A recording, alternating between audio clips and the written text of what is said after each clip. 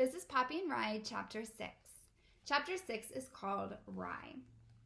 The pond-side meeting with the beavers had infuriated and humiliated Rye. It wasn't only the beavers that had upset him.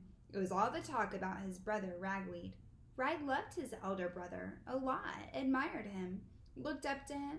But if Ragweed wasn't teasing Rye, he was lecturing him, telling him the best way to do something, saying Rye was only doing something wrong. Rye choked under such treatment and despised it. So there was sometimes Rye was quite sure he hated Ragweed too. It seemed that no matter what he did, his whole family, mother, father, brothers, and sisters, was holding Ragweed up as the best. Rye was sure that they were always comparing him to Ragweed, unfavorably. As far as Rye was concerned, it wasn't fair. "I'm not Ragweed," he continually reminded them. "I'm me."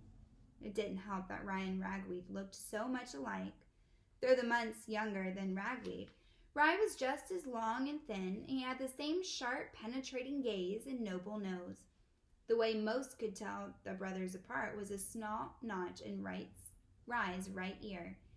But whereas Ragweed was blunt, even cocky, Rye was considered the more thoughtful mouse. "Something of a dreamer, a romantic," Clover said, with a wistful shake of her head. Rye often wandered by nearby meadows, where he liked to fling himself under a flower and daydream of romantic adventures. When he returned, flower in his paw, he was asked what he had done, and he replied, "Oh, nothing. Just some thinking, I suppose." "Well, what were you thinking about today?" "Oh, the sky, the clouds, and flowers." It was only when Ragweed left home that Rye came into his own. Now he was the eldest of the children at home. Now he had younger brothers who looked up to him. Now his parents called upon him to do things. His opinion was asked. He was heard. Yet, even as that happened, Rye feared things would remain only that way until Ragweed returned. Hadn't Curly Dock said as much as Rye tried to speak to the beavers? Hardly a wonder, and then that, as far as Rye was concerned, there were moments he hoped Ragweed would not come home. Of course, he wouldn't ever say anything like that. The thought made him feel ashamed. It seemed unnatural and sinful. So it was that after he shouted insults at the beavers and was splashed away for his efforts, Rye returned to the family's nest to deep and sulk. To make things worse, no one seemed to understand why he was sulking. "What's the matter with Rye?" one of his younger brothers asked Thistle. "Just daydreaming." "He's always daydreaming." Later that day, Valerian called upon Rye to join him when he went to forage for food. A reluctant Rye heaved himself up and went along. Father and son went out behind the boulder and took a path that led them to an old patch of sunflowers. The flowers had been planted years ago by humans, or so the mice believed, and sunflowers had grown upon the spot ever since. The great, round, yellow blossoms, like so many tethered suns, nodded and bobbed. Even better, as far as the mice were concerned, it was a fine place for sunflower seed gathering. Rye and Valerian had gathered a fair pile of seeds when Valerian asked, "What's the problem, Rye? You're acting kind of droopy." "Oh, never mind," Rye mumbled. "You sure?" "Well, yes." Rye, who always assumed no one would listen to him, found it hard to express himself, in that he wished he were more like Ragweed. Ragweed always told everyone exactly what he was thinking. Valerian sat down, leaned against a stump, put a blade of grass in his teeth, and adjusted his arms behind his head. "The business of beavers, the brook, all they've done, it's upsetting, it is. Still, the family has done pretty well considering. Of course, your mother has been grand, always is. You do know what a fine mother you have, don't you, son? Lovely creature," he murmured. "Truly lovely." "I suppose," Rye said. He sat down next to his father. "The truth is," Valerian continued with a rueful shake of his head, "it doesn't seem like there's much we can do. Beavers are big and powerful. They don't want to listen to us. I'm just hoping they stop building.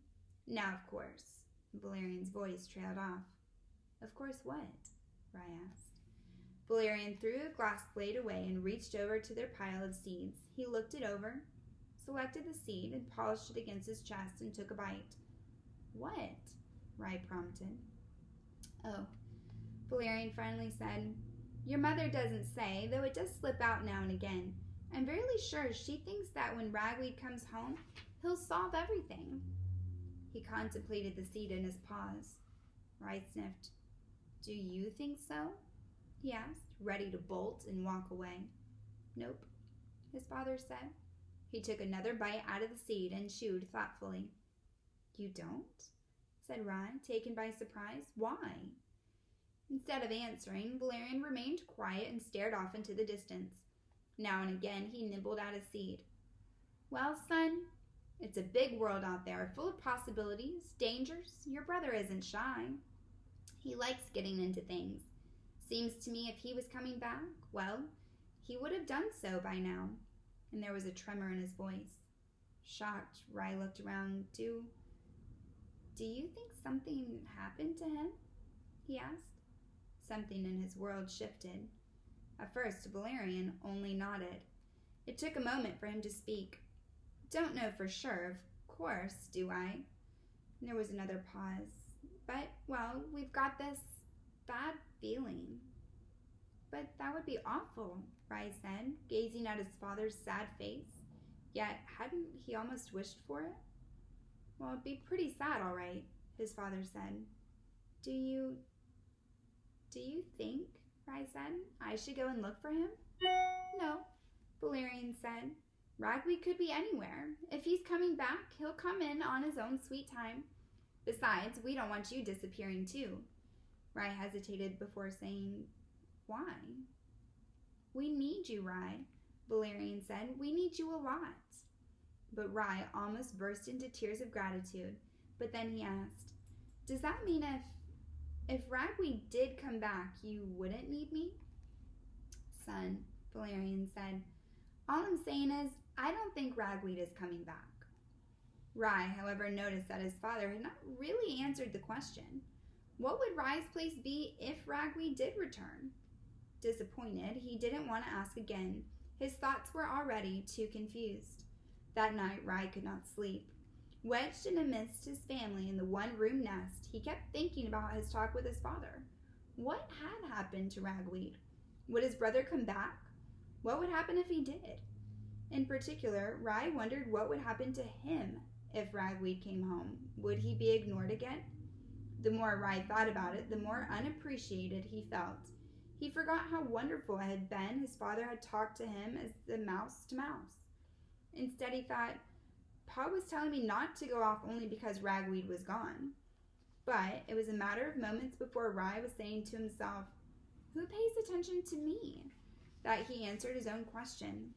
Nobody. Perhaps he thought it would be a good thing if he went to go look for Ragweed. When he found him, he'd tell his brother that he was needed at home.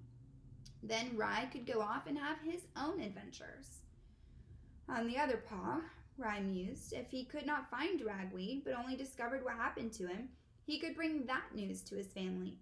Not only would they be at rest with the matter, but he would take permanent place as the eldest child at home. It was the middle of the night, and the whole nest was asleep, except for Rye. He got up quietly. There was no particular belongings he needed or wanted to take. Still, he thought it'd be best to tell something his parents where he was going. They might even think he was doing something brave or useful. Finding a pale leaf, he wrote a goodbye note. "Dear Ma and Pa, farewell. I've gone into the great world to search for Ragweed. Fear not, I shall return. Your devoted son, Rye." Rye took a deep breath. The night was balmy, sweet with the smell of growing things. The moon appeared calm in the velvet black sky. The grass was soft beneath his toes, and the whole world seemed full and ripe. Rye's slim chest swelled with emotion. Oh, to have something important happen to him at last. Oh, to be noticed, to be told by someone, "Rye, I am glad to see you." Yet it was he, Rye, kept wondering, doing the right thing by going? Am I doing it for the family? He told himself. It has nothing to do with me at all. With that thought firmly embedded in his heart, Rye set off. He was heading due east.